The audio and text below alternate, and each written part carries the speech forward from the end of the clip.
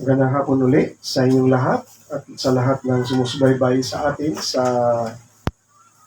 Facebook at sa internet ay lubos po namin kayong pinalulugod at kinagagalak na makasama sa ganitong gawain. Na alam natin, Panginoon, na alam natin sa Panginoon ang bunga ng ating pagpapagal ay sa buhay na walang hanggan. So ngayon po, ang ating paksain ay matatagpuan natin sa isang iglesia sa aklat ng Revelation, no? Chapter 3. Ito yung iglesia ng Philadelphia. So, tulad na nabanggit ko kanina, kung ano ang mensahe na binibigay ng Panginoon sa lahat ng iglesia, na itong iglesia, ay ito rin ang mensahe hanggang ngayon na sinasabi ng Panginoon sa lahat ng may pandinig ay makinig sa lahat ng sinasabi ng Espiritu sa mga iglesia. So hindi lang siya isang mensahe para sa iglesia ng Philadelphia, kundi ang mensahe sa iglesia ng Laodicea, Philadelphia, Smyrna ay para din sa mensahe sa lahat ng iglesia doon sa Asia Minor at kasama na rin sa kabuuang iglesia magpasa hanggang ngayon, dahil iyan pa rin ang bilin ng ating Panginoon sa pamamagitan ng kanyang salita dito sa aklat ng pahayag. So basahin lang po natin, sabihin na natin sa Tagalog, at sa anghel ng iglesia sa Philadelphia ay isulat mo ang mga bagay na ito ay sinasabi ng banal, niyaong totoo, niyaong may susi ni David, niyaong nagbubukas at di mailapat ng sinuman at naglalapat o nagsasara. No? Yun ang tamang termino dyan. Yaong nagbubukas at di maisasara ninuman at ang nagsasara ay di maibubukas ng sinuman.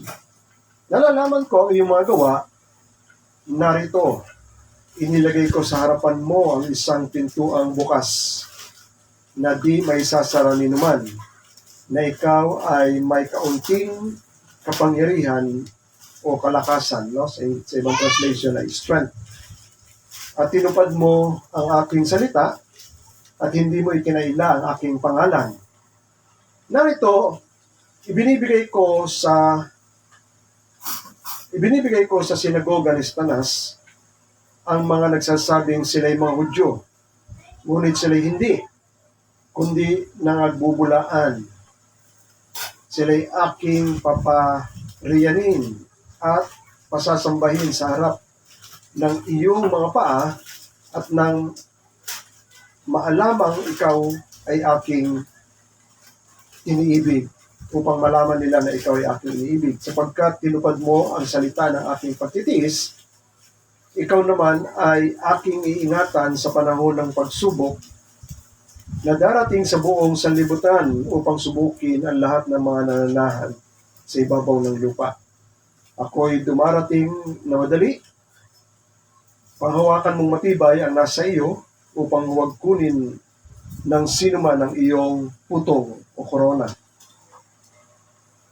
Ang magtagumpay ay gagawin kong haligi sa templo ng aking Diyos at hindi na siya lalabas pa doon, at isusulat ko sa kanya ang pangalan ng aking Diyos at ang pangalan ng bayan ng aking Diyos.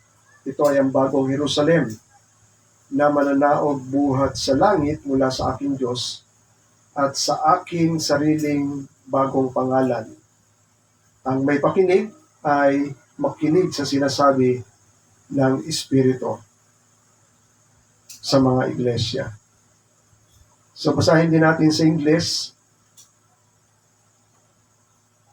Sabi rito, to the angel of the church in Philadelphia write the words of the Holy One, the true one, who has the key of David, who opens and no one will shut, and who shut and no one opens.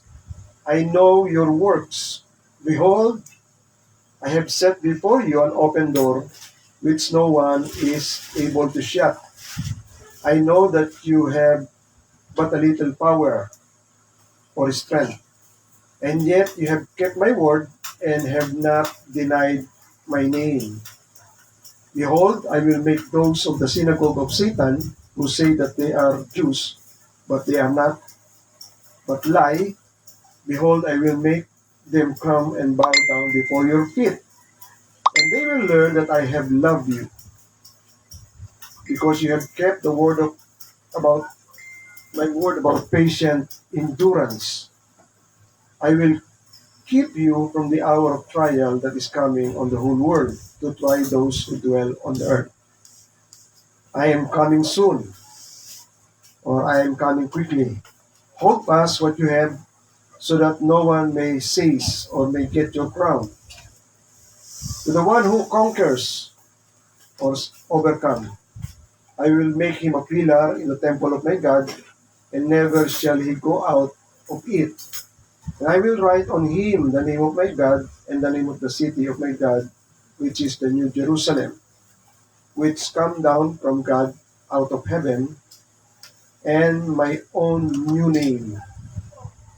He who has an ear, let him hear what the Spirit says to the churches. Yan.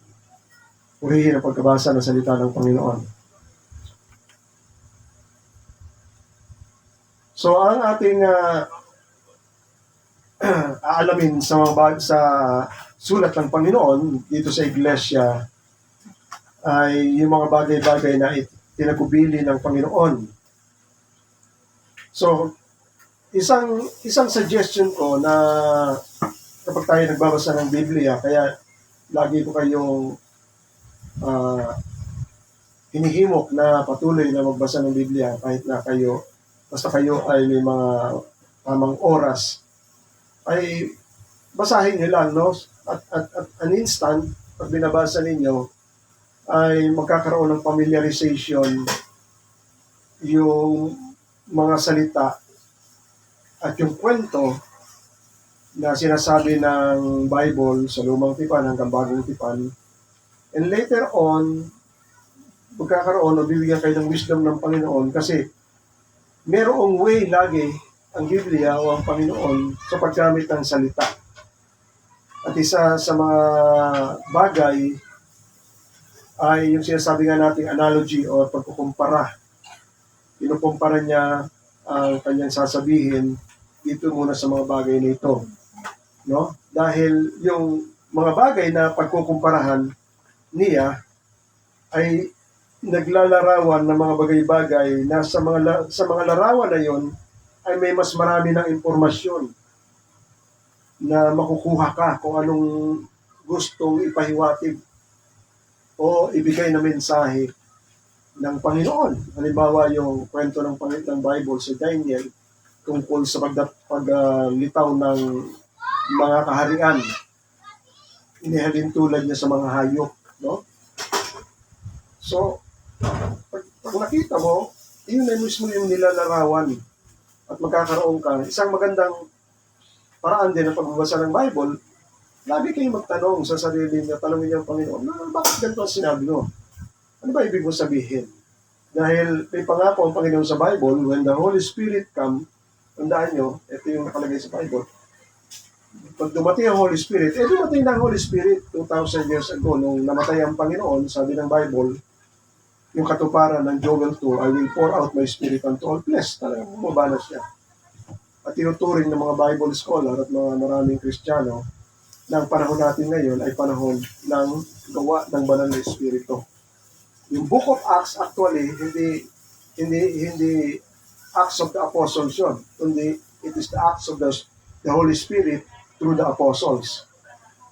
Kasi ang power sa likod noon ay ang Holy Spirit. Hanggang ngayon. So, ibig ko sabihin, pangako ng Panginoon yun, when the Holy Spirit comes, He will guide you into all the truth. Ngayon, ipag-pray nyo, paano mo, Lord, ako ginagabayan?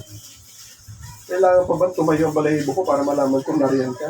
Ganong klase, di ba? Yan, may wisdom na ibibigay sa inyo ng Panginoon. At magkakaroon kayo ng intimacy na maranasan nyo. And another thing, maraming bagay na kinikwento, sinasabi ng Panginoon sa bagong tipan at kinukot niya ng mga apostles sa sulat nila. Iyon ay mga sinulat na sa Old Testament. Halimbawa, may mga debate dyan sa YouTube na makikita nyo Muslim Christians, sabi nila, ang Diyos nyo, kung pinakonsider nyo si Jesus Christ ay Diyos, bakit parang nawalan siya ng, hindi niya alam yung mission niya. Oo, sabi ron, sa tanong, dahil nung na-crucify na siya, bakit siya nagsasabi, my God, parang pinabayaan siya ng Diyos. My God, why have you forsaken me? Dahil yung sinasabi ng Panginoon nung siya na-crucify sa cross. Di ba? Pero sabi ng isang nagpaliwanag, hindi alam ni Jesus Christ kung anong mission niya. Yung sinasabi niya, kinukot niya mismo sa Psalm chapter 22 ni David. Oh. My God, chapter 1. Kinukot niya yan. My God, verse 1. My God, why have you forsaken me? Kinukot niya yan. So, anong meaning nun? Bakit niya kinukot yan? Yan niya sabi natin, may mga reference sa Old Testament. Sinasabi ba niya yun dahil iyon ay pinabayaan siya ng Diyos Ama? Hindi, kinukot niya yan. Ngayon, anong meaning pag sinasabing kinukot niya yan? Kinukot niya ang Psalm 22 dahil pinapakita niya sa mga tao, ito ang katuparan ng prophecy na nakasulat yan sa Psalm 22. Ano yung mga nakasulat sa Psalm 22? My God, why have you forsaken me? Tapos dire-diretso. Nakalagay dyan, ito yung nangyari sa Panginoon, all who see me mock me.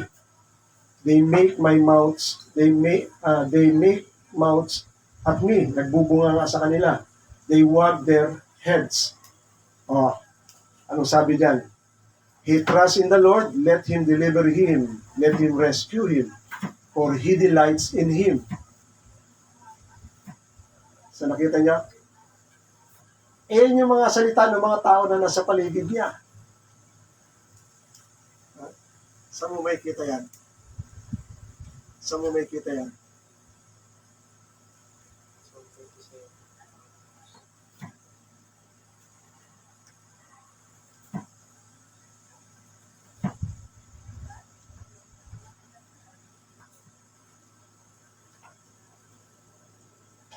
Yan, sa Matthew 27, 29 to 43, tingnan natin.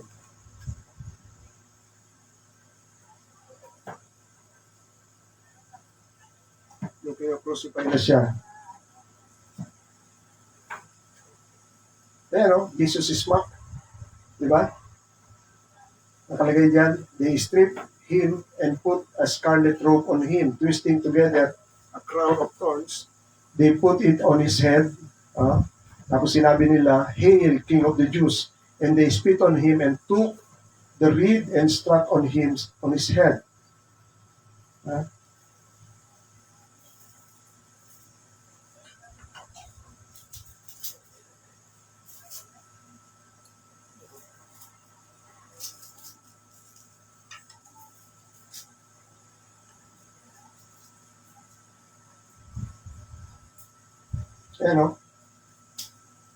Those who pass by derided and wagging their heads.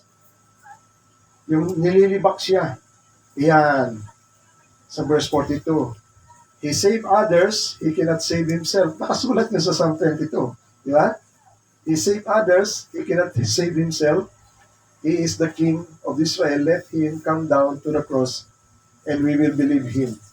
So, ibig sabihin, yung panlilibak sa kanya, yung ilang salita doon sa panlilibak sa kanya na ginamit ng mga tao, ay nakasulat na rin sa Psalm 22. Ano pa yung nangyari dyan? Sa crucifixion ng Panginoon. Galing sa Psalm 22. Ha?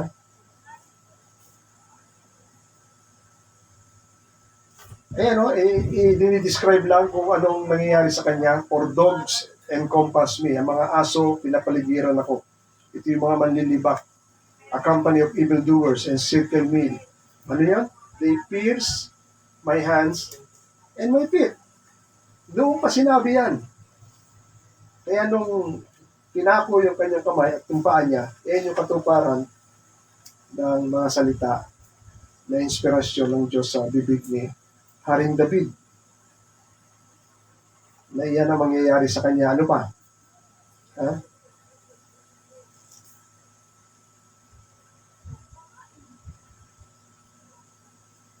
Pati yung damit niya. Saan ba yung damit niya rito? Pagsusugalan yung damit niya. Yan o, 18. They divide my garments among them for my clothing. Ano yun? Nagbeto-beto. Naalala niyo ba yun? At kinuha yung damit niya at sinabi niya, sinong kukuha nito? Hindi, ikaslat natin para malaman natin kung sino kukuha. So, yung damit niya, bakit aanuhin? Yung gusto nila makuha yung damit niya. Oo, gaganon-ganon lang ang damit ng Panginoon, pero mamahalin yun. Kasi iyon ay damit na walang dugtungan, diretso lang nahabi yun. Wala siyang tahi. Diretso siyang habi. Isang klaseng mamahaling damit ng unang panahon. So ito yung kaya niya kinot yun, sinalita niya yung my God, dahil pinapakita ng Panginoon, ito yung nakasulat sa Psalm na mangyayari sa atin ngayon. Bilang katuparan ng prophecy na mangyayari sa akin. Dahil nilinaw na ng Panginoon yan doon sa Resurrection, chapter 24, verse 44, na maraming nakasulat sa lumang tipan, simula sa sulat ni Moises hanggang sa sulat ng mga propeta. Maraming inspiration doon na salita, na literal na mangyayari sa kanya. Yung pagsakay niya ng donkey, yung kapanganakan niya bilang berhen, ipapanganak siya sa Bethlehem Ephrata, yung bituin. Lahat yung nakahula. Kaya, kilala lang, iyon, tanda natin, iyon ang mga bagay na lalong pag inuunawa ng mga disciples ng Panginoon, iyon yung mga bagay na lalong magpapakilala kung sino talaga si Jesus Christ. Hindi siya isang ordinaryong propeta, hindi lang siya isang ordinaryong mensahero. And later on, yung naganap doon sa krus, iyan ngayon yung pinapaliwanag ng mga apostol. Ano ba ang kahalagahan ng pagka-crucify ng Panginoon sa Kristo? Sa krus. So yan yung sinusulat ng mga apostol, katulad ni Apostol Pablo, na yung ginawa ng Panginoon sa Kristo, ito yung magiging daan para tayo ay mahugasan sa ating kasalanan, para tayo ay ma-justify o mapawalang sala. Iyan din ang pinapaliwanag sa sulat sa Hebreo. Pero bago tayo dumating doon, patuloy na ipinapakilala ng Panginoon yung mga bagay na yun. Kasi hindi nakikilala ang Panginoon sa mga bagay na hindi lang niya sa sinasabi niya, kundi sa mga bagay na magiging mangyayari sa kanyang buhay. Katulad sa Luke chapter 24. Ito yung nagpakita ang Panginoon. Kita nyo? Doon sa dalawa, tapos muli siya nagpakita sa mga disciples, at nagkaroon sila habang sila ay kumakain, heaven, meron ba kayo makakain dyan? Binigyan siya ng 2 isda, at lumapit siya upang ipakita na talagang siya ay na-resurrect. Hindi siya ghost, hindi siya kaluluwa. Dahil ang kaluluwa hindi makakakain. So pinapakita niya yun. Kaya siya nagsabi ng gano'n, meron ba kayo pagkain dyan? Binigyan siya ng isda at kumain siya, para ipakita sa kanila na talagang by the same flesh, bumangon siya. Pero ibang flesh na yun, Yun yung tinatawag natin na glorified body o resurrected body. Then, pinaliwanag niya sa verse 44. Kita nyo? These are my words, sabi ng Panginoon. Ito yung mga salita na sinasabi ko na pinapaliwanag ko sa inyo. Huh? These are my words that I spoke to you when I was still with you. That everything, hindi lang isa, hindi lang dalawa, lahat na nakasulat sa lumang tipan, everything written about me, tungkol sa akin. Painumin ako ng mapait, maasim na suka. Oh. Diba nandun yun? Ibibilang siya sa mga makasalanan. Paano nyo nalaman na siya ibinilang sa makasalanan? Yung makasalanan, ang kaparusahan ay ikinocrucify. Hindi naman siya makasalanan. Pero ang sabi ng Bible, ibinilang siya sa mga makasalanan. Sinama siya ron. Oh. Pero ano yun? Prophecy yun. So, these are my words that I've spoken to you when I was still with you, that everything written about me in the law of Moses and the prophet and the psalm must be fulfilled. Walang lalampas doon na hindi mangyayari o magaganap sa kanya. So, naintindihan na nila. Hindi lang pala siya leader. Hindi lang pala siya propeta. Kundi may gagawin ang Diyos sa buhay niya. At yung ultimate na gagawin ng Diyos Ama sa buhay niya ay siya ay makukrucify. So, pinaliwanag ng Panginoon sa Kristo yan. Paano niya pinaliwanag? Sabi ng Panginoon, unless na ang buto ay manatili, ano yung sabi manatili? Nakahang lang siya. Magiging single siya. Kasi nakahang lang siya. Pero once ang buto mamatay, ano yung sabihin ng mamatay? Maging binhi. Naintindihan? Yan, yung binibilag ni kita mo na buto. Binibinhi yun. Once na nabinhi yan, at nahulog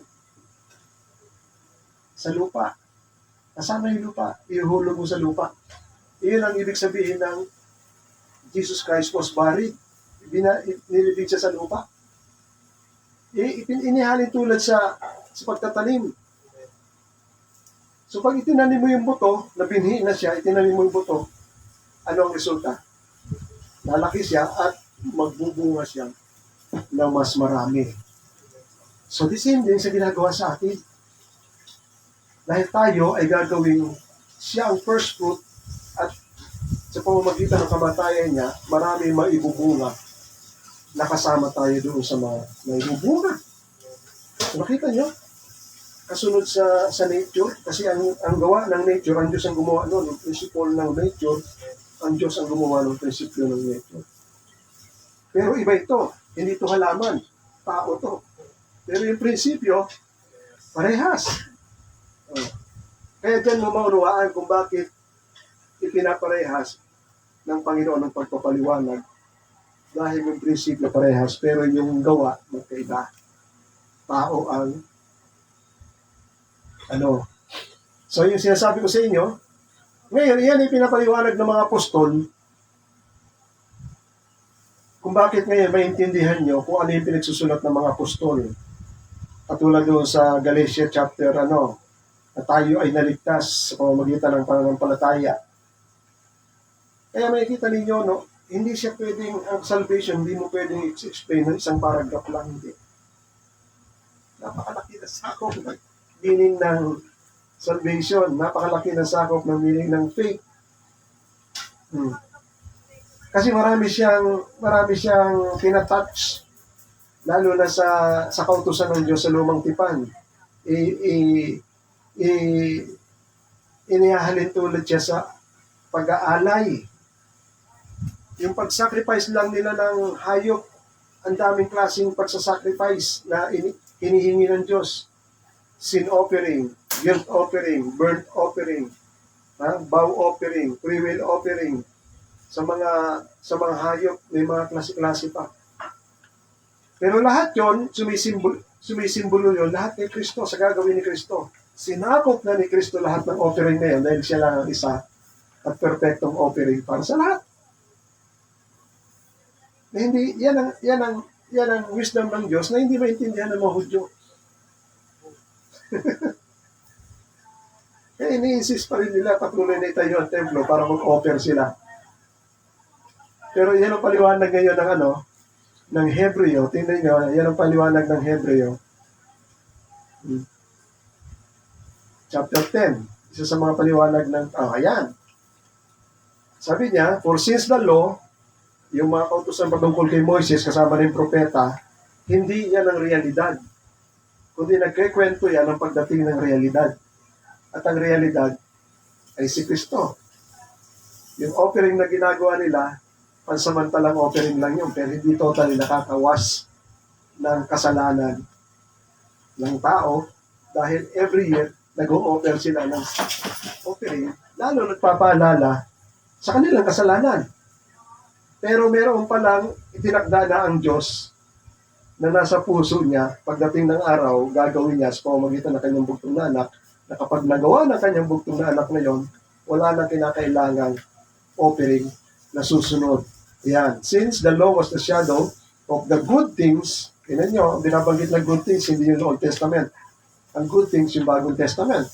Of the good things to come, instead of the true form of these realities, sabi riyan, it can never by the same sacrifice that are continually offered every year make perfect those who draw near.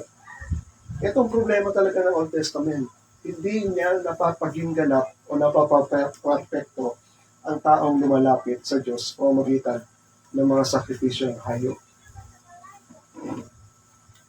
Diyan ipinapakita na hindi talaga makapaghuhugas ng kasalanan ang dugo ng hayop. Pero nire-require dyan. Pero hindi nila alam sa lumang tipan na pinapaliwanag sa bagong tipan, parang bubulungan sila ng New Testament. Hoy, mga Hudyo, na iyan ay anino lamang ang totoo ito. Anino lang yan. Otherwise, would they have not ceased to be offered since the worshipper, having once been cleansed, would no longer have any conscience of sin. So ito yung mabigat Kung talagang nalilinis ang kasalanan ng tao sa pag-alay ng dugo ng hayop, wala na silang alalahanin na guilt na mananagot sa kanilang kasalanan. Pero hindi matanggal Hindi matanggal doon. Hindi mabayaran. But in the sacrifice, there is a reminder of sin every year. So nilinaw talaga na sumulat ng Hebreo. For it is impossible for the blood of bulls and goats to take away sin. Yan ang hindi alam ng Hudyo. Impossible. Consequently, when Christ came into the world, He said, siya nag-voluntaryo, hindi siya tinutulak ng Ama. Kasi diyan mo maunawaan, wala talagang solusyon sa kasalanan ng tao. Pero alam ng Diyos yun. Alam ni Jesus Christ yun, as a Son. Kaya sabi ng Panginoon, voluntarily, sabi niya, sacrifice and offering you have not desired. Hindi ka na nalulugot. Kasi sa last part ng buhay ng mga Hudyo, sa panahon ng Kings, nababoy na ang mga Levitical sacrifices. Basahin niyo yung Malakay. Nababoy na yon. Sa panahon pa naalala niyo sa panahon ni Eli, na tinawag si Samuel, na yung mga anak ni Eli, bago pa iluto yung mga sacrifice, pinakalkungan nila. Malaking kalapastangan sa harapan ng Diyos yun. Kaya sabi ng Panginoon, when Christ came into the world, He said, sacrifice and offering you have not desired, but a body. Nakita niyo? Nag-prepare ang Diyos Ama ng katawan para kay Jesucristo, but a body you have prepared for me. In burnt offerings and sin offering, you have taken no pleasure. Then I said, behold, I have come to do your will, O God. As it is written of me in the scroll of book. So ito ang hiwaga. No? Even nagpropose na ang Panginoon sa Kristo na siya willingly na papapel doon sa sacrifice na yon. Pero marami na palang naisulat sa inspiration ng Banal na Espiritu na nakasulat doon sa lumang tipan. Ha? Yan ang hindi natin, sa purpose and plan ng Diyos, hindi natin maunawaan kung paano sila nag-workout sa Trinity, kung paano gagawin yung salvation sa atin. When he said this, you have neither desired nor taken pleasure in the sacrifice and offerings and burnt offerings and sin offering. These are offered according to the law. Then he added, behold, I come to do your will. He does away with the first order to establish the second. So nakita nyo, may pinapakita rin na ayusan dahil yung unang setup ng gawa ng Diyos sa buhay ng mga Hudyo, iyon ay nakabalot sa lumang covenant, tipan. So pagdating ni Jesus Christ,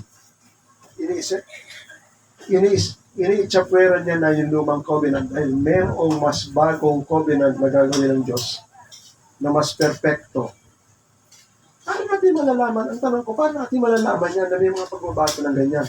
Maliban na isulat at basahin natin. Ipaliwanag sa atin. Paano natin malalaman na may mga bagong ginagawa ang Diyos na hiwalay na sa lumang tipan? Oh. Iyan ang magbibigay sa atin ng kaalaman. Kaya nga mahalaga na makinig, patuloy na pakinggan para mapamilyar tayo sa mga sinasabi at ginagawa ng Diyos. Maraming bagay na nagawa ng Diyos. And by that will, we have been sanctified through the offering. O sinabi ng sumulat sa sumulat ng Hebreo, by that will, anong will na yun? Kalooban ng anak. We have been sanctified. Tayo daw ay napabanal, nalinis. Through the offering, sa pamamagitan ng offering of the body of Jesus Christ. Tandaan niyo yung salita, once or all.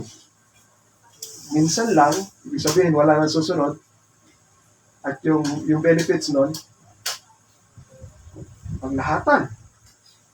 Pero, although may benefits na panglahatan, hindi lahat masasama. Bakit? May requirements pa rin. Ano requirements?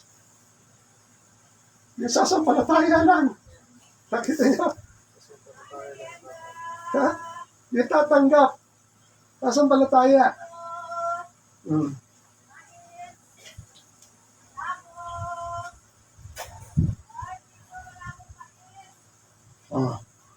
But when Christ had offered for all time a single sacrifice for sin, so tapos na, na-offered niya na, so ano na nangyari?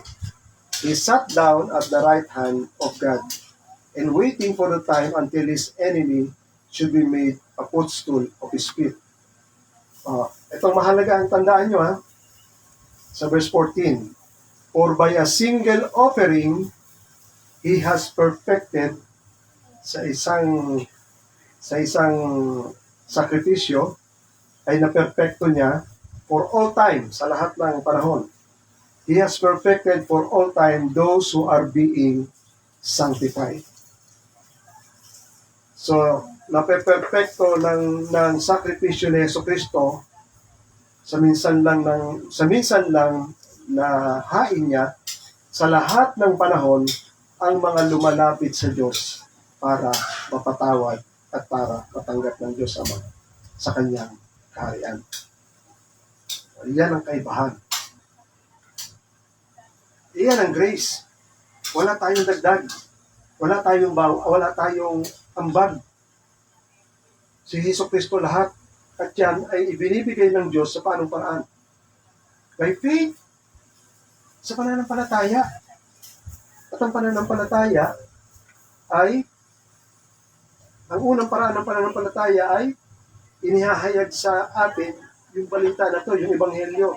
Yung Ebanghelyo, ito yung pagpapaliwanag ng ginawa ni Jesucristo, inihahayag sa atin yun. Lahat ba tatanggap? Lahat ba nakikinig?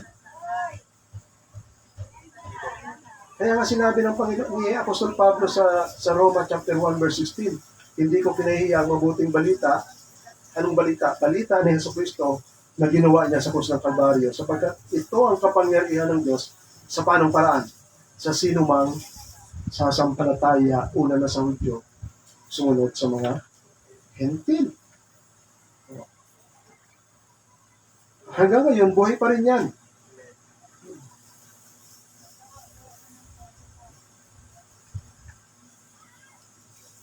Then, ito na ngayon ang magiging resulta niyan na kinukumpirma ng Banal na Espiritu sa latter part. Sabi nito, and the Holy Spirit also bear witness to us after saying, may salita ang Diyos sa lumang tipan pa rin, sa Jeremiah yan. Ha?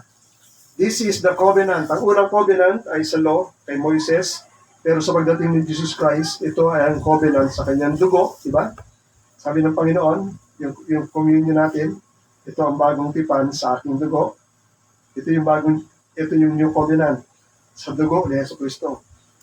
So this is the new covenant. This is the covenant, sabi ng Panginoon, that I will make with them after those days, declares the Lord. So ano yung after those days? After those days na ma-sacrifice na si Jesus Christ. May execute na ng Diyos Ama yun. No? So matapos yun, anong gagawin ng Diyos Ama? I will put my laws in their heart and write them on their mind. Ha? Isusulat ko na, hindi nila malilimutan ang aking kautusan. Ha? Ilalagay ko na sa puso nila and write them on their minds. Then he adds, ito yung guarantee, I will remember their sins. No more. I will remember their sin and their lawless deeds no more. Kaya yung paliwanag ni Apostol Pablo na lagi kong inuulit-ulit sa inyo sa Romans chapter 8 verse 1, there is therefore now no condemnation for them who are in Christ Jesus. Dahil ito, pag nasacrifice na si Jesus Christ at tayo ay sumampalataya sa Kanya, ang pangako ng Diyos, hindi ko na alalahanin ang kanilang mga kasalanan. Bakit? Bayad na eh. May nagbayad na. Iyan ay sa korte ng langit. So, yung mga bagay na yan, katotohanan yan. Pero ang ano dyan, ang magiging judgment dyan, na binibigay ng Diyos sa panahon natin. Kung paniniwalaan mo o hindi mo paniniwalaan. Kapag hindi mo pinaniwalaan, nilalapastangan mo yung kabanalan at kabutihan na ginawa ng Panginoon sa Kristo sa krus ng Kalbaryo. Kasama na dyan, yung pagdi-deny, wala namang Jesus na lumitaw. Kwento-kwento lang yan. Lahat yan. Hindi na nila may erase yun. Pero mamamangha ka, may mga tao talaga na hindi kumikilanan may Kristong lumabas. Alam niyo ba kung anong sinasabi nila? Iyan ay mga kwentong gawa-gawa lang ng mga Kristiyano para mapabuti at mapaganda yung relihiyon nila. Ito mo? At kung ano pang mga kwento nilalagay nila, si Kristo daw may asawa, ang asawa niya si Magdalena, kung ano pang mga chichiburecheron sa sinasabi nila. Pero lahat yun, walang katotohanan. So balik tayo roon, napalayo tayo ng konti para ma-rehearse lang kayo dito sa kung gaano kalaki at kalawak yung salvations na ginawa ng Panginoon sa ating buhay. At kung gaano tandaan ninyo, no? Kung gaano ka-konkreto yung kaligtasan na yan sa pamamagitan ng buhay ng Panginoon sa Kristo. Kaya ang tao na magbaliwala sa mga sinasabi ng Biblia tungkol kay Jesucristo at kawalan niya ng pananampalataya o paniniwala sa mga bagay na ginagawa ng Panginoon na ikinikwento na ng Bible, yun ay magiging pinakamataas na kalapastanganan. At katumbas na rin yun ng paghahatol ng Diyos sa mga tao na yan na sila ay maparusahan ng walang hanggang kaparusahan. Kasi malinaw yan. Ginawa na ng Panginoon. Ha? Yan ang sinasabi, oh. For if we go on sinning deliberately, sinasadya, after receiving the knowledge of truth, matapos niyong tanggapin ang kaalaman ng katotohanan. O, ano yung kaalaman ng katotohanan? Na si Kristo namatay sa ating kasalanan. Tapos na. Pinerfect na niya yung problema natin para tayo ay makalapit sa Ama at makapasok sa kaharian ng Diyos. O, kung patuloy ka pa rin daw nagkakasala, na matapos mong malaman at maunawaan ang katotohanan na yan, ano sinasabi ng Bible? There are no longer remain a sacrifice for sin. May kaligtasan ka pa maroon? Kundi ang aabutin mo, a fearful expectation of judgment and the fury of fire that will consume the adversaries. Dito mo maunawaan yung pagsusugo ng Diyos Ama ng kanyang bugtong na anak. Ito na yung pagpapakita ng kanyang pagmamahal dahil ayaw kanyang parusahan sa kasalanan mo at itapon direkta doon sa inihanda niyang lake of fire or judgment. May amnesty. May panahon ng amnesty na ino-opera ang Diyos sa panahon ngayon sa church. At napakadali sa pakikinig. Patuloy na nangangaral ng mga ebanghelista, patuloy na nangangaral ng mga patungkol sa gospel. At ang linaw ng sinasabi ng Bible, ang sinumang sumampalataya, manligtas. Paborito nga natin version, di ba? For God so loved the world that He gave His only begotten Son. Whoever believe shall not perish but have everlasting life. Napakadali ng dugtungan. Whoever believe will not perish but have everlasting life. Ganun na kasimple yun. Pero pag nineglect mo yun, ganun katindi at kasama ang parusa mo. Yeah? Kaya nga sabi rito, how much worse do you think will be deserved by the one who trample underfoot? Ito yung nagwawalang hiya. Who trample underfoot the Son and has propping, dinapastangan niya, the blood of covenant by which He was sanctified and has outraged, nagkinalit mo pa, yung Espiritu ng Diyos, the Spirit of grace. Kaya ang kakaharapin mo, yung salita ng Panginoon sa lumang tipan. Huwag kang gaganti, sabi ng Panginoon. Ako ang gaganti. Vengeance is mine. I will repay, again, the Lord will judge His people. So ito yung paalala ng sumulat ng Hebreo, it is a fearful thing to fall into the hands of the living. Naalala niyo sabi ng Panginoon, huwag niyo katakutan ang mga taong kayang pumatay ng katawan ng tao. Pero ang kaluluwa niya, wala siyang magagawa. Pero katakutan niyo ang Diyos, dahil ang kaluluwa at ang katawan mo, ay meron siyang kapangyarihan at kakayahan na parusahan ka doon sa kaparusahan walang hanggan.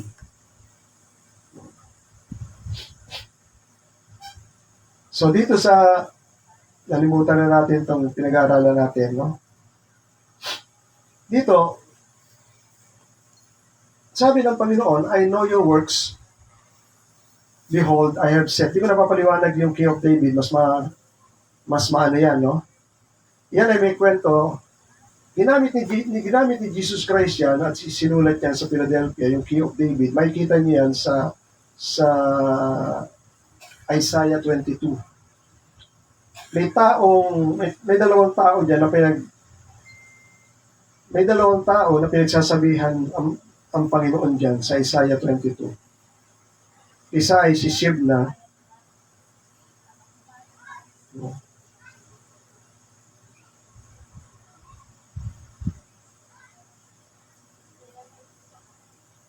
Mali ata ako.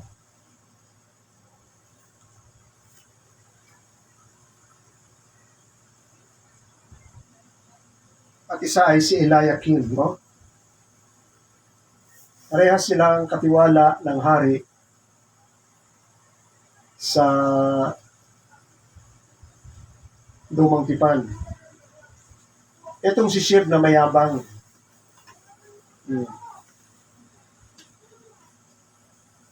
Pwede ito nga. Ano ba itong ano ko? Isaiah 22. 22. Verse 20. Tama nga. Tama nga. Ito yan. Isaiah 22. Ito ay salita ni Propeta Isaiah. Ang context niyan ay sa panahon ni Haring Hezekiah na yung kaharian ng Israel ay binagbabantaan ng kaharian ng Assyria. Mabasa niya, no? Pinitipid sila.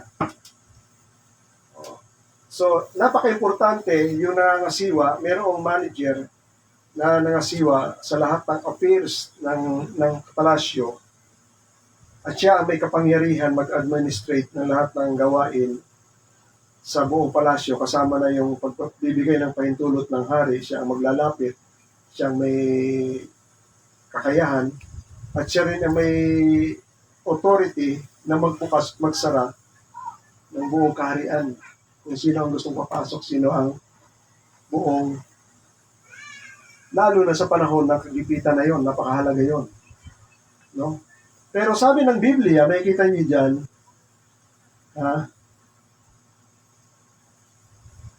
itong si Shibna, siya talaga yung nakaposisyon. Pero mayabang siya.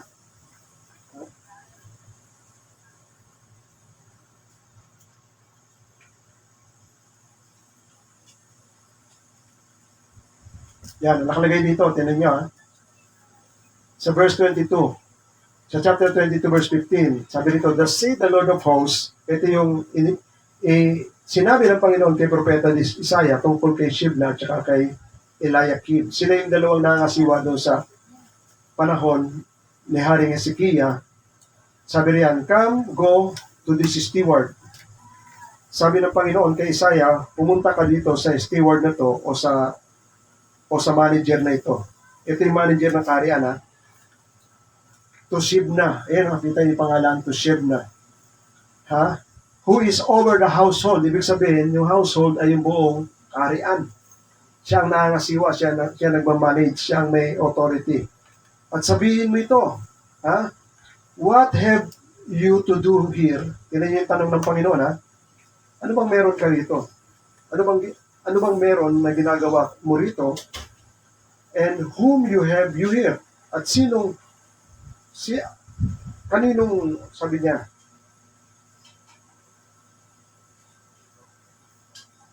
na meron ka dito? At sinong meron ka dito? Sabi niya, that you have cut out here a tomb for yourselves.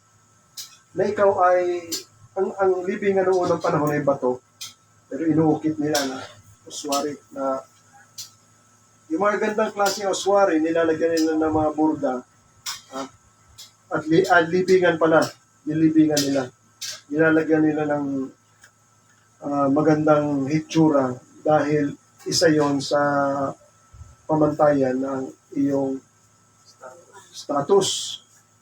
Yan ang sinasabi, you have cut out your tomb for yourself. You who cut out a tomb on the height, mataas pa. Carve a dwelling for yourself on the rock. So anong dinidescribe ng Panginoon dyan? Gumagawa na siya ng statement sa sarili niya. Pag ako namatay, yung memory ko ay patuloy na makikilala at maalala ng mga tao dahil ako ang naging manager ng buong. Ganun ang ano niya, dating niya. So sinito siya ng Panginoon. At hinatulan na siya, "Behold, the Lord will hurl you away violently." Ano yung hurl? I-check ang gano'n, papaikutin ka muna. At i-check ka. You, strong man, kinilala siya na strong man, na malakas at may authority sa buong palasyo. He will seize firm hold on you and whirl you around. Ano yung whirl around? Paikutin. Whirl you around and round and throw you like a ball into the wide land. So ito na yung judgment ng Panginoon kay Shibna. Hindi lang siya mayabang, kundi hindi niya na nagagawa yung tungkulin niya para sa mga mamamayan. Naghihirap na yung mga mamamayan. Kaya siya hinatulan ng Diyos dyan. Oh. So, bubulutin siya ng Panginoon, papaikot siya, itatapon siya doon sa gawa. Ibig sabihin, matatanggal siya doon sa palasyo at magliligalig siya doon sa malapad na lugar at doon na rin siya mamamatay, sabi ng Panginoon. And whirl you around, round and throw you like a ball into the wide land, there you shall die. And there shall your glorious chariot. Oh, kita niya, doon pa yung alam niyo yung mga taong sikat, na kapag kadaan siya sa kalye, kikilalanin talaga siyang mabigat na tauhan ng hari dahil may karwahe siya, may chariot siya. Tabi kayo dyan. Mga ganyan na ano yan eh. Dumaraan ang katiwala ng hari. Ha? Your glorious chariot, anong sabi ng Panginoon? You shame of your master's house. Isa kang kahihiyan sa bahay ng iyong hari. Kasi hindi na niya nagagampanan ng kanyang tungkulin ng maayos. Ang nauuna sa kanya, yung pagmamataas at pagmamayabang niya sa kanyang sarili. At para yung, alam niyo yung tomb na maganda na ginagawa niya, katulad yun ng monumento. Pag ikaw gusto mo matay, para makilala ka ng tao, magtatayo ka ng monumento. Ganon niya kanyang ginagawa.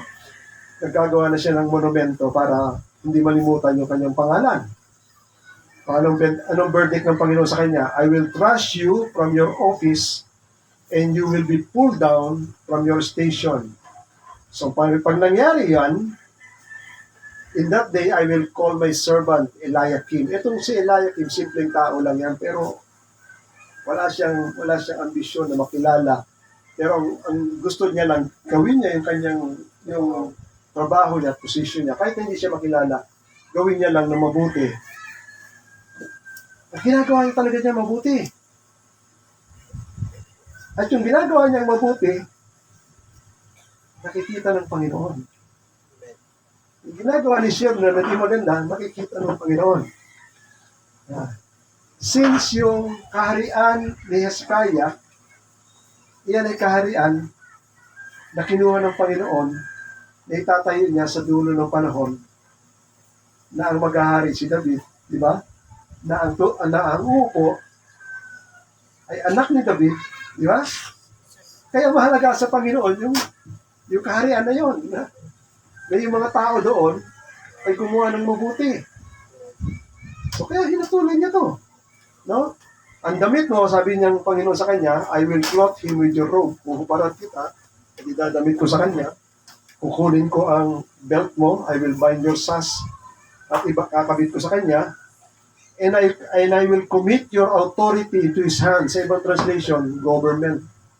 Yung pamamahala niya, yung authority niya, tatanggalin ko sa iyo at ibibigay ko sa kanya. At siya ay magiging ama. He shall be a father to the inhabitants of Jerusalem and to the house of Judah. Sa madaling sabi, ito yung sinasabi ko sa inyo. Yung si Shibna, hindi na naging tatay. Hari na rin siya. Hindi niya na nagagampanan yung tungkulin niya sa kanyang mga kababayan. Wala na silang tatay. Kaya papalitan sila ni Eliakim na ang pagiging servant nito sa buong kaharian ay para silang ama. No? Na tutugunan ng lahat nilang pangailangan. And I will place on his shoulder, dito nabanggit yun. And I will place on his shoulder the key of the house of David. Kita niya? So ano yung key na yun? Yung authority mamahala sa kaharian. Yung authority na magbukas at magsara ng kaharian kung sino ang papasok at sino ang pwedeng lumabas. Siya ang namamahala, si Eliakim na, hindi na si Shibna. Siya na ang binigyan ng kapahamalaan. Ang tawag dun sa kapahamalaan na yon ay susi ni David. Siya ang may hawak ng susi ng kaharian, na siya ang pwedeng magbukas ng pinto ng kaharian at siya rin ang pwedeng magsara ng kaharian. Ngayon, kinuha ng revelation yan because Eliakim is a type of Christ. So, naintindihan niyo na. Ha? Ang tunay talaga may hawak ng susi ng kaharian ni David, sino? Si Jesus. Kaya yun ang paliwanag niya doon sa chapter 3. Ha? Sabi niya, to the angel of the church of Philadelphia, write the words of the Holy One, the true one, who has the key of David. Parehas na salita. Who opens, when he opened, no one shut. When he shut, no one opened. At ano yung sinasabihan niyang shut? Yung kingdom of God. Pag siya nagbukas ng kaharian ng Diyos, walang makapagsasara naman. Kapag siya nagsara, walang makapagbubukas. Siya talaga ang may hawak noon, si Jesus Christ. Yung authority na yun. So, nakita nyo? Kaya pag makita ninyo sa Bible, may mga ano ba yung King of David? Ang una nyo reference, pumunta kayo sa lumang tipan, baka mayroon doong mga clue para maunawaan nyo yung nasa bagong tipan. Kaya sabi ng Panginoon dito, I know your works. Behold, I have set before you an open door. Nakita nyo? Siya ang magbubukas ng pintuan ng Panginoon. Kanino niya ibinibigay yung pagbubukas ng pintuan na yun? Kanino niya pala ibinigay yung bukas na pintuan na yun? Sa Iglesia ng Philadelphia. At ang katangian ng Iglesia ng Philadelphia, sabi ng Panginoon dito, I know your works, behold, I have set. Masdan mo, naglatag ako sa harapan mo ng isang bukas na pintuan. Ano ibig sabihin nun? Patungkol sa Iglesia. Pintuan ito ng pag-aanyaya ng mga tao na makapasok sa harian ng Diyos. Bibigyan ko na kayo ng sample.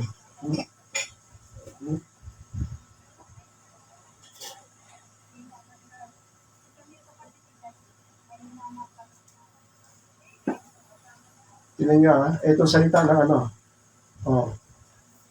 Sa Book of Acts, sabi rito ng sumulat ng Book of Acts, when they arrived and gathered, Acts chapter 14 verse 27, when they arrived and gathered the church together, ito yung mga disciples, mga apostles, they declare all the word of God, all that God has done with them, and how He had opened,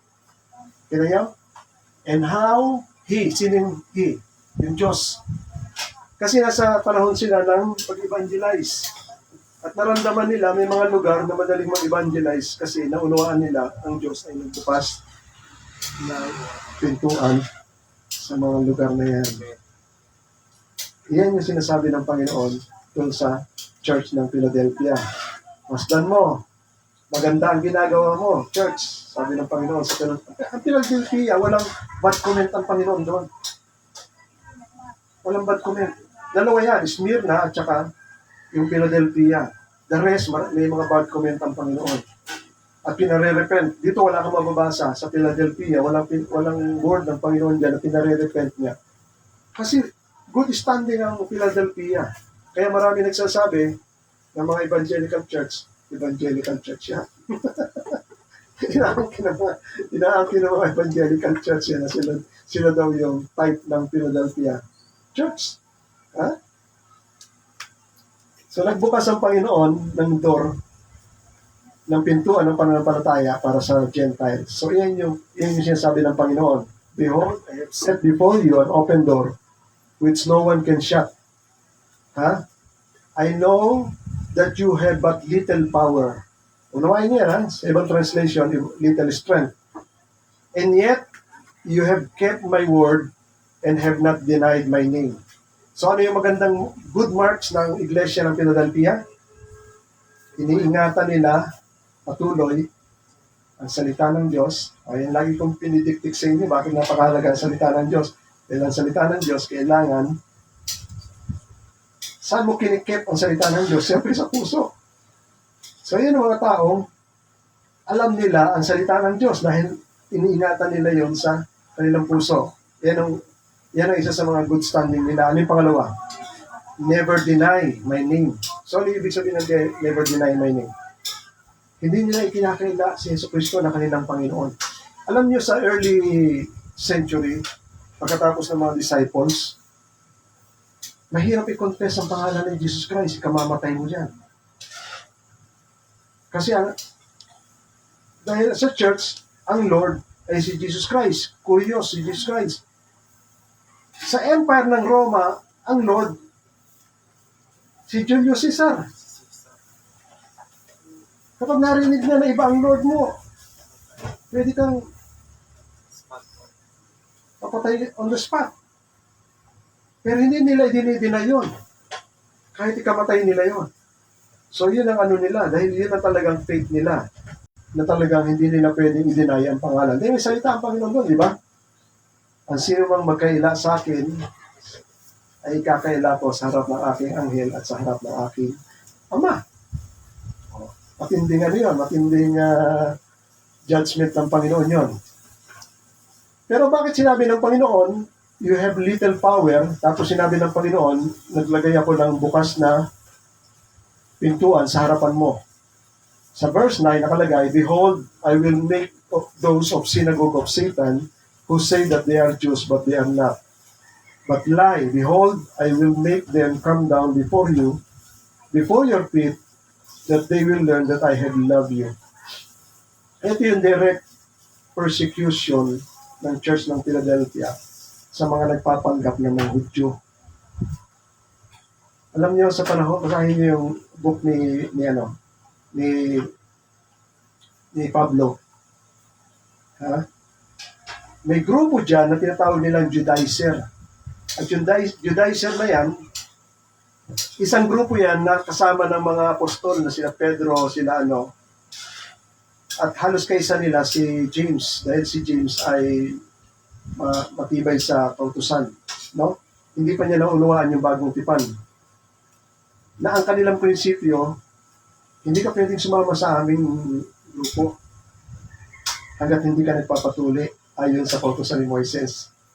Si Paul naman sinasabi, circumcision or uncircumcision ay hindi na ang tawag yan? Mahalaga. Kundi ang mahalaga ay pananampalataya na may pag-ibig. Kasi nasa bago ng tipan Hindi nila maintindihan yon. Kaya ang tendency, yung hindi umaayon sa kanilang description ng kanilang samahan sa Judaism, bagamat ina-identify nila na sila ay kabilang kay Kristo, pinipersecute nila. At isa lang, maging si Pedro sa Galatia, basahin sa Galatia, nahihina ng mga taon to. Sa anong paraan? Nung sila dumalo sa Galatia, nakisama si Pedro sa mga Gentile. At siguro nakikain, nung dumating yung grupo na ito na mga Judaizer, biglang dumistay siya si Pedro. Nakita ni Pablo yon. Doon sinabi ni Pablo na ikaw, Hudyo, pinipilit mong maging katulad ang pamumuhay ng mga Gentile sa katulad na Hudyo, pero hindi ka naman namumuhay na tunay na mga Hudyo na matibay ang pananalig. Ibig sabihin, magbago siya. Mas naunang apostol siya si Pedro kaysa kay Pablo, pero hindi niya naunawaan yung prinsipyo ng pananampalataya. Ito yon. Binansagan ng Panginoon sila, hindi naman talaga sila tunay na na mga Hudyo. Sila yung binabansagan ng Panginoon, sabi ng Panginoon, kung kayo ay anak ni Abraham, gagawin nyo ang ginawa ng inyong amang si Abraham. Pero handaan nyo akong patayin. Kayo ay mga anak ni Satanas, sabi ng Panginoon sa kanila, di ba? Sinusunod nyo ang pita ng inyong ama. Sila yun. Sila ito, yung mga grupo na ito. Sila ngayon ang pumipigil doon sa maliit na iglesia sa Philadelphia. Kaya sinabi ng Panginoon diyan, I know, nalalaman ko na mayroon kang maliit na kakayahan kasi kinigipit ka ng mga tao na ito. At pinipilit nila na sirain o isara, intindihin niyo to pinipilit nila na sirain o isara ang iglesia na natatagyaan. Pero sabi ng Panginoon, nagbukas ako ng pintuan, na wala makapagsasara. Ituloy mo lang yung trabaho mo. At itong mga nagpapanggap na mga Hudyo, na hindi naman Hudyo, Ha? Ano sabi ng Panginoon sa kanila? Ha? I will make them come and bow down. Ano yung bow down? Yuyuko sa iyong mga paanan, at malalaman nila na iniibig kita. So, hindi natin alam yan. Pero yung salita ng Panginoon na yan, iyan ay salita, ha, na yung ginigipit nilang samahan o ginigipit nilang iglesia, hindi nila maitutumba yon, hindi nila may sasara yon. Sapagkat ang Diyos ang nagbukas ng pintuan para doon sa iglesia na yan, ha, at sila ang paluluhurin doon sa mga kapatiran sa iglesia na yan. So, iyon ay judgment ng defeat doon sa mga taong yun. Pero tandaan ninyo, no? Pero ito tandaan ninyo, hindi simpleng ano lang yan, hindi simpleng persecution lang yan. Ha? Kaya sabi ng Panginoon dito sa chapter 3, verse 10, dahil iningatan mo ang salita ng aking kahinahunan o pagpapasensya, ikaw rin ay iingatan ko sa oras ng pagsubok na darating sa mundong ito upang subukin ang lahat ng nananahan sa ibabaw ng lupa. So, iniisip ka siguro, no, aabot ba yung mga mananampalataya sa church sa Philadelphia sa trial na ibubuhos ng Diyos sa last days? Patay na sila, patay. Hindi pa dumarating yung trial. Tayo pa nga, hindi pa nga pumapasok sa trial, di ba? Yung sa tribulation. Tribulation yan eh. Kundi ang sinasabi ng Panginoon dito, iingatan kita, sabi ng Panginoon, dahil iningatan mo ang salita ng aking pagpapasensya, ha? Iingatan din kita sa oras ng pagsubok. At ang pagsubok na ito ay katulad ng pagsubok na gagawin ko pagdating ng panahon. Kaya ko sinabi sa inyo na yung kanilang pagsubok ay napakalaki. Kasi inihahambing ng Diyos yung pagsubok na dinanas nila sa pagsubok na papasok pagdating ng panahon sa aklat ng tribulation. Ganon katindi yun.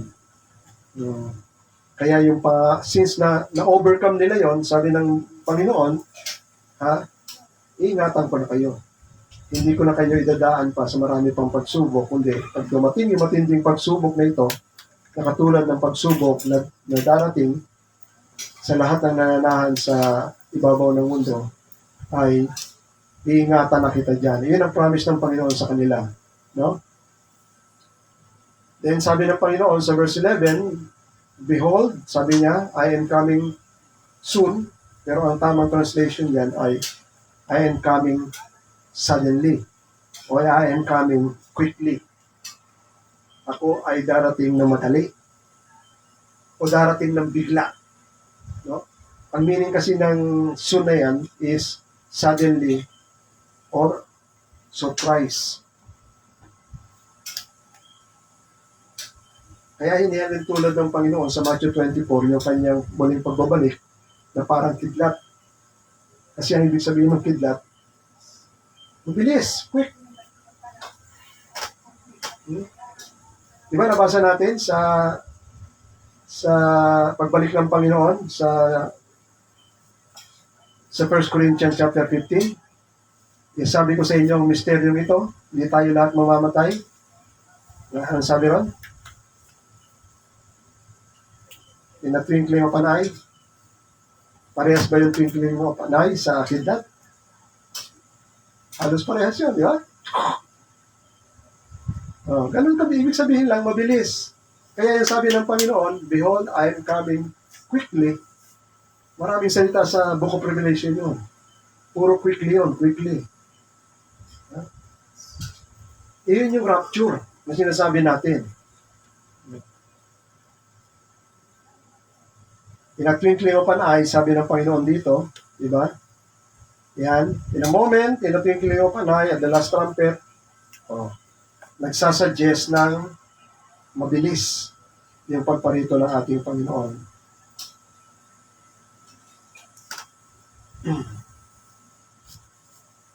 So sabi ng Panginoon, I am coming quickly.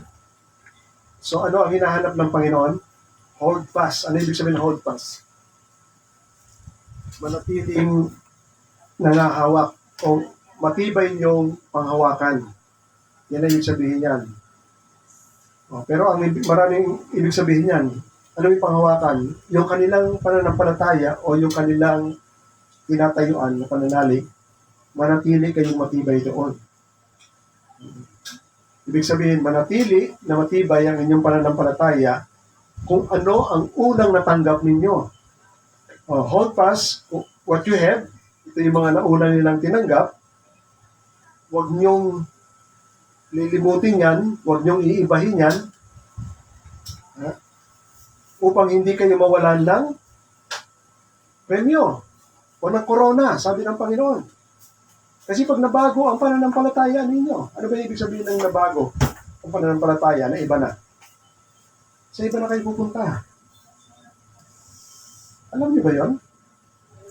Na may maraming tao na nahaluan yung gospel. Pag na-blurred yung gospel, matutulad ka dyan sa isang grupo na nandyan sa Mount Makiling na ang Holy Spirit bumaba na kayo sa Rizal. Tapos meron pang grupo ngayon na malalaki na ang pagiging Christian nila karugtong ng science. Kaya ang tawag sa kanilang samaan, Christian Science. Maraming pag na-adulterated yung pure gospel, maraming lalabas dyan. Tulad ng Jehovah's Witness, iba na rin ang kanilang turo. Na sila ata yung Mormons. Nagtuturo na si Jesus tsaka si Satan, magkapatid.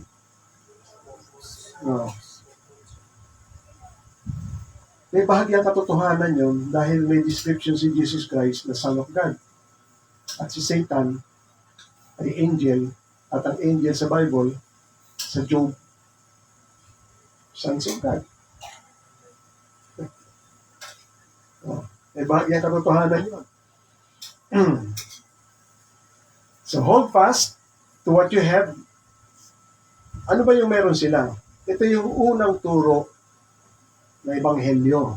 Ito yung simpleng turo lang ng ebanghelyo sa 1 Corinthians chapter 15, sa chapter verse 1. Ito yung pinakapurong ebanghelyo na ikaliligtas. Kapag iyan ay pinaniwalaan mo, pinampalatayanan mo, pinangawakan mo, yan ang ikaliligtas mo yan. Sabi dito ni Apostol Pablo, now I would remind you, brothers, of the gospel. Ito yung ebanghelyo na ibinahagi. Of the gospel I preach to you. Kapag tapos niya i-preach, anong ginawa ng mga taong naaralan? Tinanggap, kasi pinaniwalaan nila which you receive, in which you stand. Ayan na. Pinanghawakan na nila, tinayuan na nila. Nung pinanghawakan nila, pinanipalatayanan nila, o tinayuan nila, ang sabi ni Apostol Pablo, and by which, sa pamamagitan nito, you are being saved. Kita niyo? Ang kondisyon, if you hold fast, ito yung sinasabi roon sa Revelation, kung pananatilian mong matibay na panghahawakan to the word I preach to you. Yun yung sinasabi ng Revelation. Hold fast of what you have. Panghawakan nyo kung ano yung meron ka. Ano yung meron sila? Ito yun. Yung gospel. Hold fast to the word that I preach to you unless you believe in vain. Maliban na ikaw ay manalig ng walang kabuluhan. Ano ba ibig sabihin ng manalig ng walang kabuluhan? Oo ka, pero hindi mo nilalagay sa puso. Nagsisimba ka, pero wala kang natututunan. Basta ang isip mo lang, nakapagsimba na ako ngayon, okay na. Yan yun. Hindi niya naintindihan yung ibig sabihin ng salvation.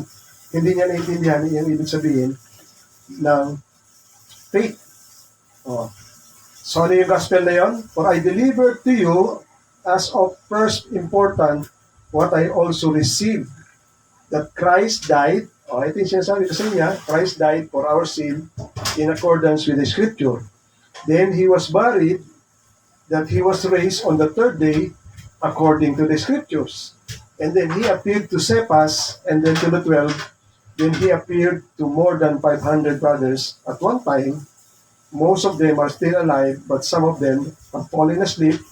Then He appeared to James, and then to all the disciples.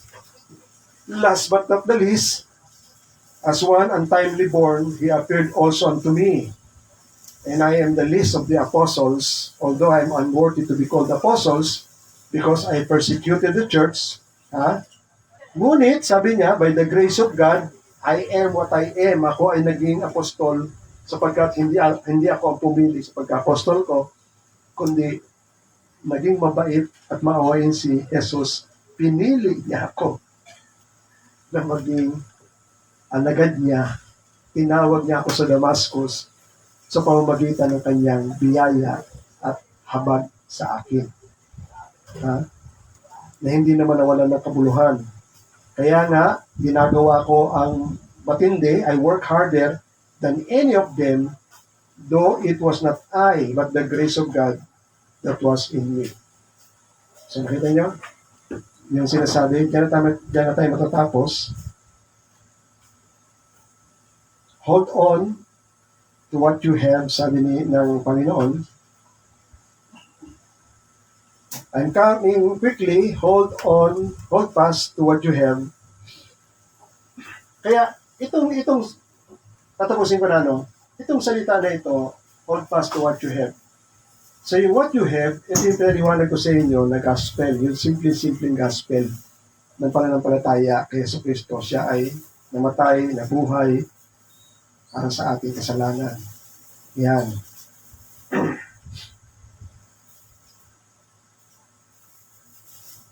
So may kita ninyo, yun lang nire-require ng Panginoon dito sa aklat ng Philadelphia. Hindi na necessarily alam mo yung hermeneutics.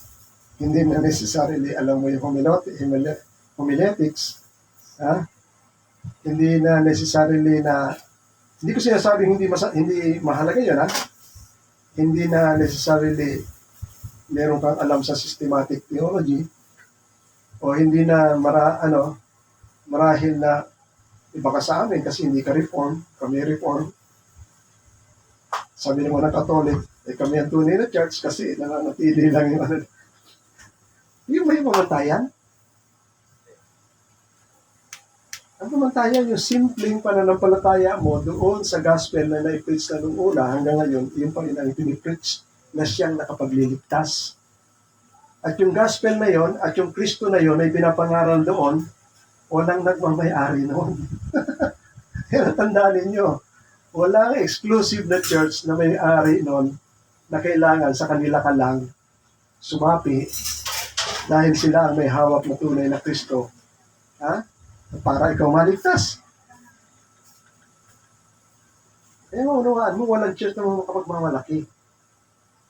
Kahit maliit na church katulad ng Philadelphia, kahit na maliit na church, kahit katulad ng church natin, hindi sila makapagmamalaki kasi ang ginahawakan natin ay mismo salita ng Bible unless na mali ang turo ko. Yan ang alin nyo. I-research ninyo kung mali na ituturo ko sa inyo na hindi na ito nakaayon sa Bible. Pero yan ang sinasabi ng Panginoon, hold fast, manatili kayo, pumatibay yung panghawakan, yung nasa sa inyo upang walang ibang tao na kukuha ng inyong korona. Ang sino mang makapagtagumpay ay gagawin kong pilar, sabi niya. Gagawa ako na isang pilar sa templo ng Diyos. Hindi na siya lalabas doon, isisulat ko ang pangalan ng Diyos ko at ang pangalan ng siyudad ng Diyos, siyudad ng aking Diyos. Ito ay ang bagong Jerusalem na bababa mula sa langit, mula sa Diyos, at isusulat ko yun sa Kanya ang bago kong pangalan. So yan ay yung magiging reward ng mga magtatagumpay kung mananatili sila hanggang dulo. Amen? Palakpakan natin ng Panginoon. Tayo natin tumayo. Hallelujah. Ama, muli kami nagpapasalamat sa mainam at nagagalak na mensahe. Although maraming bagay na hirap isipin sa mga tinuran mo, Panginoon, pero salamat sa gabay ng Banal mong Espiritu na binibigyan mo kami patuloy ng karunungan at tamang kaalaman sa mga salita o Panginoon upang lubos namin maunawaan. Sapagkat ang kaalaman namin sa katotohanan lamang sa salita mo ay siya naming kaluguran. Ayaw namin na maniwala kami sa hindi totoo, Panginoon. Sa iyo kami papuri at pagsamba in Jesus' name. Amen. Amen.